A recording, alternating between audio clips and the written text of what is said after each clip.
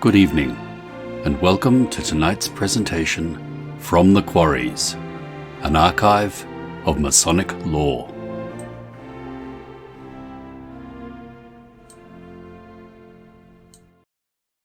Introduction. Among thoughtful Masons, there has always existed a profound desire to go beyond the mere outward forms of the craft, to penetrate into its deeper meaning and discern the spiritual truths it conceals. To many, Freemasonry appears as a moral institution or a benevolent fraternity, but to those who study its symbols with patience and reflection, a more ancient and universal significance gradually emerges. The literature of Masonry is vast, yet much of it remains speculative and fragmentary. Some writers trace our origins to the cathedral builders of the Middle Ages, others to the Temple of Solomon, while others still perceive in our system the lineal descent of the ancient mysteries of Egypt and Greece. What all too few have recognized is that these various traditions are not mutually exclusive, but successive expressions of one continuous stream of wisdom. The purpose of this paper is to demonstrate that Freemasonry is not an isolated invention of the 18th century, but the latest manifestation of an age-old system of spiritual instruction. Through the craft's symbols and ceremonies, the lineaments of the ancient wisdom can still be discerned. The question we must ask is therefore not when Freemasonry began, but how far back its inner teaching extends. If we can trace its doctrine to the earliest civilizations, to those divine foundations upon which religion, science, and philosophy were originally built, then the Masons' work today takes on a far deeper meaning. The lodge becomes not merely a social hall, but a sanctuary in which we reenact the eternal drama of the soul's fall, struggle, and restoration. The Golden Age and the Root Doctrine. Every great tradition preserves the memory of a time when humanity lived in harmony with divine law, when the veil between the visible and invisible worlds was thin and light shone freely into the hearts of men. The Hindus call it the Satya Yuga, the Greeks the Age of Kronos, and the poets of the West the Golden Age. The Book of Genesis speaks of Eden, a garden of unity and peace, where man walked with God in the cool of the day. This universal tradition speaks not of a geographical paradise, but of a condition of consciousness in which the divine and human were one. It was the childhood of the race, when the nascent human mind was still receptive to direct spiritual influence. The guardians of that age were the divine teachers, known variously as the Sons of Light, the Elohim, or the Rishis. They imparted to infant humanity the rudiments of civilization, the principles of architecture, agriculture, number, and proportion, and above all, the sacred science of correspondence between the microcosm and the macrocosm. Hence it was said that man was made in the image of God, not merely as a poetic metaphor, but as a scientific statement of a spiritual law. The same archetypal geometry that shapes the stars also structures the human soul. To understand that correspondence was to possess the key to creation itself. It is this lost science that Freemasonry still faintly preserves in the working tools and emblems of the craft. The square, compasses, and level are not mere instruments of operative builders, but symbols of divine proportions. Geometry, the measure of the earth, was once known as the sacred science of number, the key by which the great architect framed the worlds. When the master in the east opens the lodge and light shines forth upon the altar, it is a faint remembrance of that primal illumination which once bathed all humanity. Yet the ancient records tell us that this blessed condition did not endure. Slowly the light grew dim, and the long twilight of materialism descended upon the earth. The fall and the human condition. All sacred scriptures record, in symbolic language, the story of man's fall from that state of illumination. Whether we read of the eating of the forbidden fruit, the rebellion of the Titans, or the descent of the soul in Plato's Phaedrus, the meaning is the same. Spirit descended into matter. Humanity turned outward, losing the inward vision. The fall was not the crime of an individual, but the destiny of a race. It was the necessary passage of divine consciousness through the cycles of experience and limitation. For the soul could not know itself except by contrast. It could not understand light without walking for a time in darkness.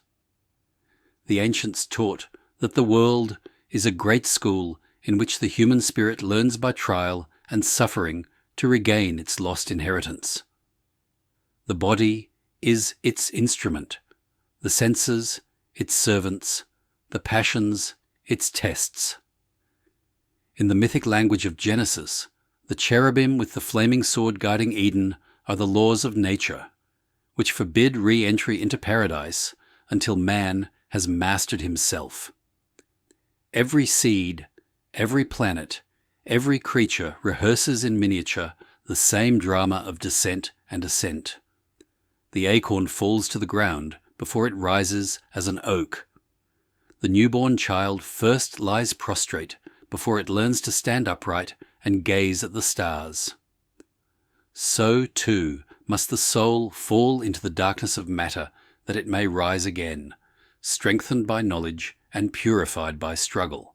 In Masonic symbolism, this descent and return is reflected in the journey of the candidate from darkness to light. He enters the lodge blindfolded, symbolizing ignorance of his true nature, and emerges with sight restored, a new man. The whole process of initiation is thus a dramatization of the cosmic law of fall and redemption. We learn that man's exile is not eternal. The gates of Eden are closed only to the unpurified. When he learns to balance wisdom, strength, and beauty within himself, the cherub's sword becomes a scepter of power, and he walks again in the garden of the soul. The divine science of restoration. If man's fall was universal, so too was the means of his restoration. The divine teachers who first guided humanity did not depart without leaving behind a system by which the race might retrace its steps. This was the ancient wisdom, the perennial philosophy underlying all faiths. It was not merely a body of beliefs, but a scientific method for the regeneration of the soul. Its teachings were transmitted under many names: the Gupta Vidya of the East, the secret doctrine of Egypt, the mysteries of Greece, and, in our own terminology, the royal art. Each age and nation clothed the truth in its own garments, but the inner structure remained unchanged. The purpose of this sacred science was twofold. First, to maintain on earth a body of men who knew the divine law and could interpret it for the guidance of the race. Second, to provide a path by which the individual could awaken the divine spark within. This path was one of purification, illumination, and union, a threefold process corresponding to the 3 degrees of our own craft. The initiate was taught that man is a microcosm, a reflection of the macrocosm, that every star, every element, every organ in his body is a symbol of a higher truth. To master this correspondence was to possess the key of creation. From the East, the birthplace of light, this wisdom spread westward. India, Chaldea, and Egypt were its earliest custodians. Greece and Palestine its later heirs. Ex Oriente Lux, out of the East, light, records in our ritual the memory of that transmission. Even as the sun rises in the East to illumine the world, so has every spiritual awakening come from that quarter, and the Mason who sits in the east, symbolizes the presence of the divine light which guides the lodge below. The ancient mysteries, their structure and purpose. The mystery schools of antiquity were the visible embodiment of the ancient wisdom. In Egypt, Eleusis, Samothrace, Persia, and among the Druids of the West, the same system prevailed. These were no secret cults of superstition, as modern ignorance sometimes asserts, but organized schools of philosophy and initiation. Their initiates were the scientists, statesmen, and priests who shaped civilization. The mysteries were both a religion and a science. A religion because they taught reverence for the divine. A science because they revealed the laws of the universe and of man's inner being. Before admission to these sanctuaries, the candidate underwent long preparation. He was tested in character, morality, and intellect. He learned the 4 cardinal virtues: temperance, fortitude, prudence, and justice, and the 7 liberal arts and sciences, which were regarded as the steps by which the mind ascends to the contemplation of divine truth. But each of these disciplines had an esoteric meaning. Geometry was the study of divine architecture. Music, the harmony between the human soul and the celestial spheres. Astronomy, the science of the relation between the macrocosm and the microcosm. Through these studies, the candidate learned to see unity behind diversity and to perceive the divine plan in all creation. The rites themselves were dramatic representations of the soul's evolution. The lesser mysteries dealt with purification and moral instruction. The greater revealed the nature of reality and the destiny of the soul. The candidate passed through ordeals representing death and resurrection, descent into darkness, and ascent into light. These were not symbolic alone. They induced in the initiate a change of consciousness, an expansion of awareness which made him a new being. Hence the ancient saying, "Many are the thyrsus bearers, but few the Bacchic." So too in Masonry, many are initiated, but few truly perceive the light that shines behind the veil. Humility, silence, and secrecy. At the threshold of initiation, humility was demanded above all else.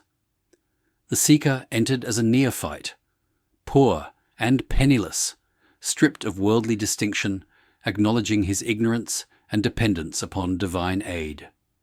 The lesson was clear. The proud intellect cannot receive truth. Only the humble heart is capable of illumination. "If any man would be wise," said St. Paul, "let him become a fool, that he may be wise." The posture of kneeling, the hoodwink, the hand upon the sacred book, all are symbols of surrender to the higher self and of trust in the unseen powers guiding the ceremony. The law of secrecy served a similar end. Knowledge of divine realities cannot be transmitted by language. It must be earned by experience. The mysteries demanded silence not to exclude the world, but to protect the sanctity of truth and to preserve the disciple from misunderstanding.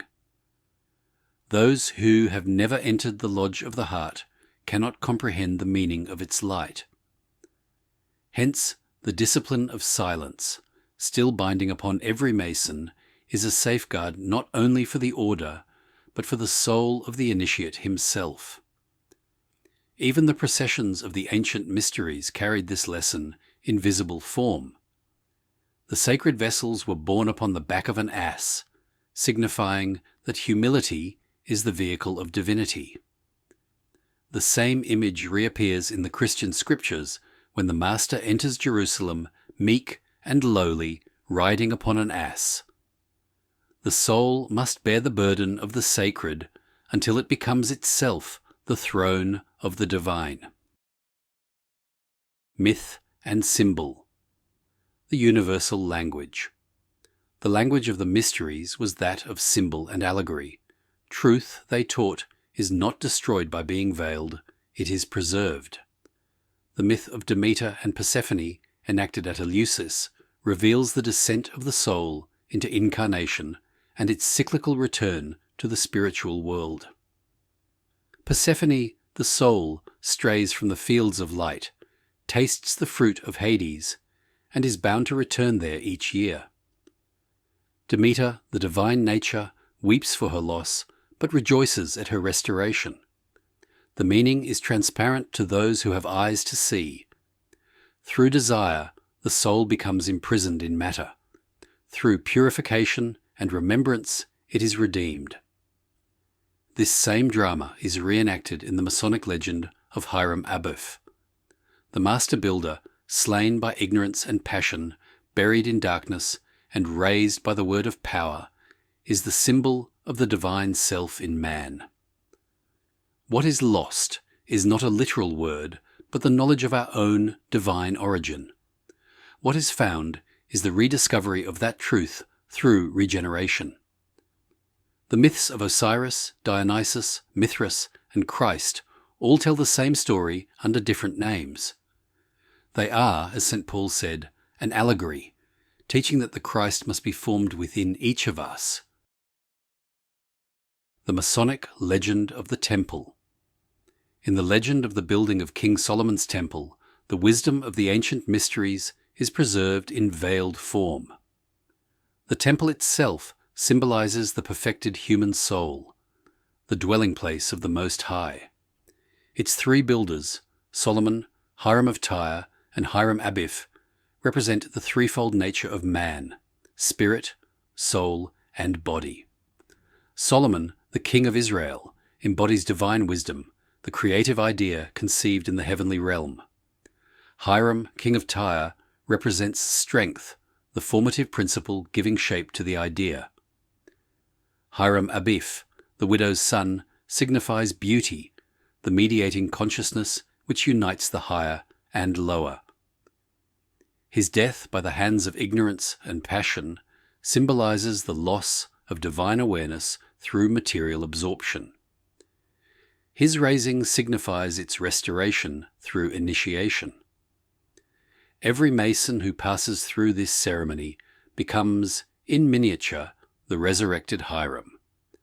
The drama is not about ancient Palestine, but about the eternal temple of humanity. The lost word is the forgotten knowledge of the divine self. To recover it is to fulfill the purpose of Masonry and of life itself. When the Master says, "Raise him," he utters the fiat of the great architect, summoning the buried spirit to life. The grip that lifts is the power of divine love, and the light that follows is the restoration of consciousness. Thus, the craft degree and the Royal Arch are not separate systems, but two halves of one whole: the descent and the return, the death and the resurrection of the soul. Hierarchy and the Celestial Lodge. In the cosmos, as in the lodge, all things are ordered in degrees. The great architect builds by number, weight, and measure. Nothing is left to chance. Every lodge upon earth is an image of the celestial order. The worshipful Master in the East represents the sun at its meridian, the source of light and authority.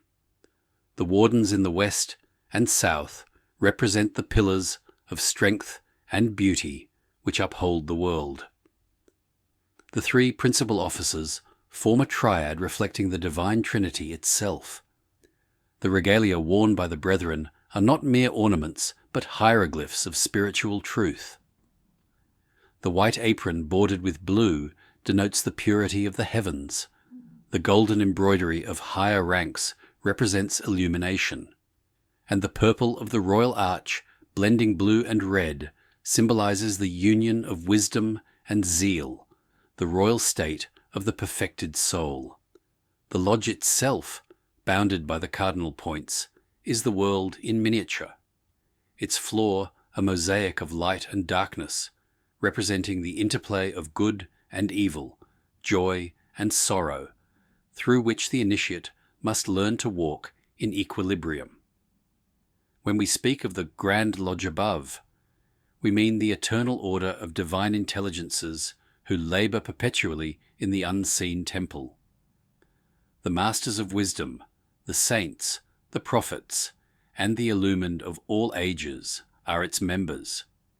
Each Mason who has faithfully completed his earthly labour joins their company when the time of rest arrives. The lodge below and the lodge above are one in purpose, differing only in degree of light. The veil that separates them is thin, and through our ritual we catch glimpses of that greater fraternity of souls, who, having raised their master within, now build eternally in the heavens. The modern age and the challenge of the craft. We live in an era of extraordinary scientific progress and unparalleled spiritual confusion. Humanity, proud of its mastery over nature, has forgotten the master of its own soul. The outer world glitters with discovery, while the inner world darkens with doubt.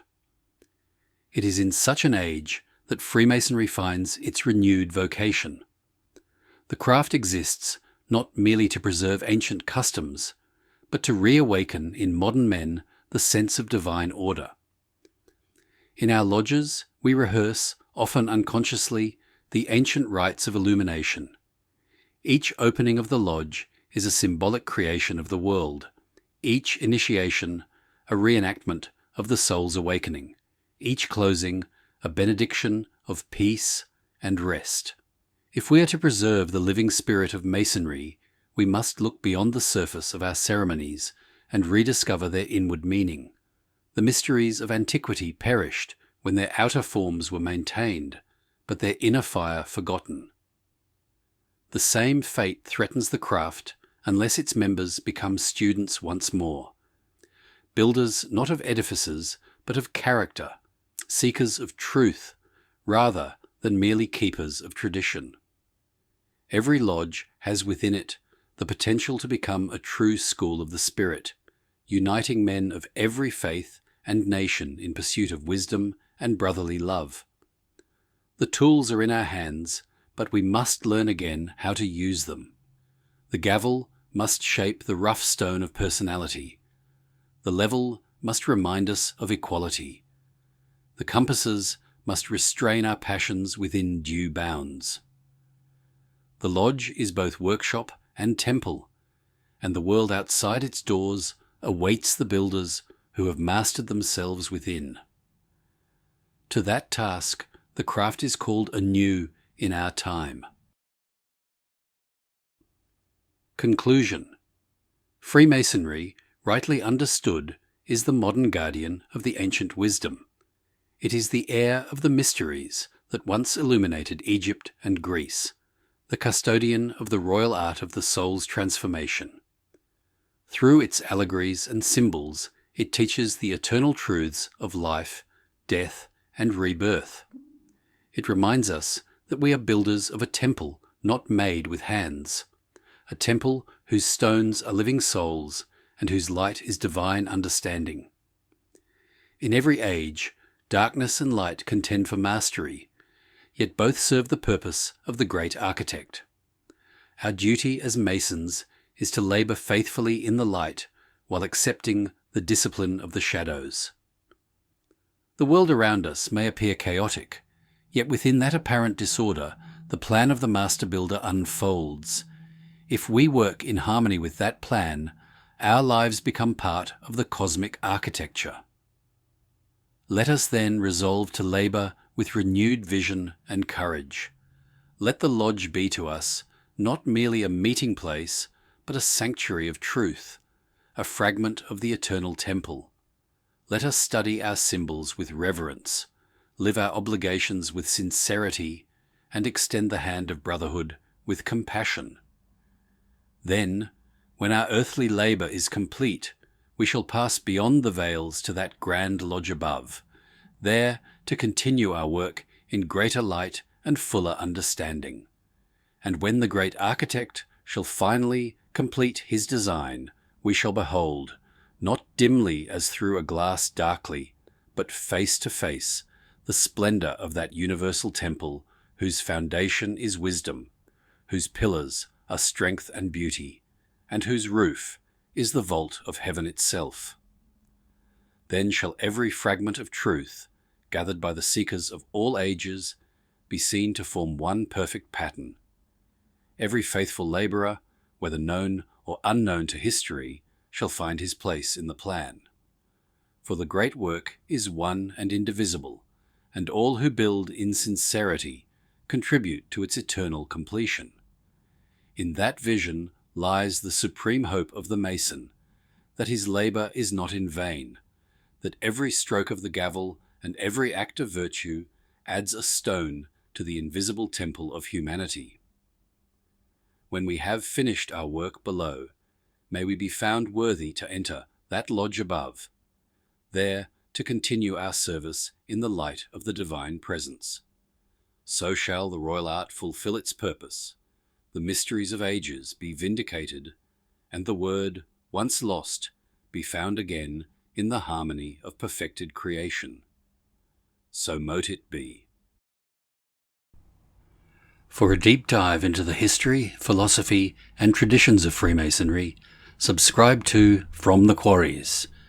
You will find hundreds of lectures, presentations, shorts, and other Masonic works written by Freemasons for Freemasons.